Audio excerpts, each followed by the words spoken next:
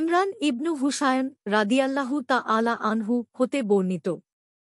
মুয়ায়না গোত্রের 2 লোক রসূল সাল্লাল্লাহু আলাইহি ওয়াসাল্লামের দরবারে উপস্থিত হয়ে বলল, হে আল্লাহর রসূল, আপনি কি মনে করেন মানুষ এখন দুনিয়াতে যা আমাল ভালমন্দ করছে এবং আমল করার চেষ্টায় রত আছে তা আগেই তাদের জন্য তাকদীরে লিখে রাখা হয়েছিল, নাকি পরে যখন তাদের নিকট তাদের নবী শারিয়াহ দলিল প্রমাণ নিয়ে এসেছেন এবং তাদের নিকট তার দলিল প্রমাণ প্রকটিত হয়েছে তখন তারা তা করছে?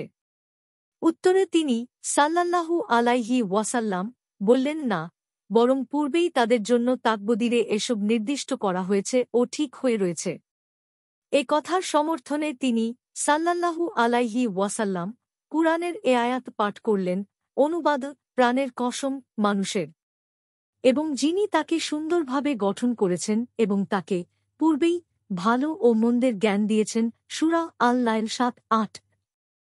মুসলিম ২৬৫০, আহমাদ ১৯৯৩৬, সহিহ ইবনু হিব্বান ৬১৮২।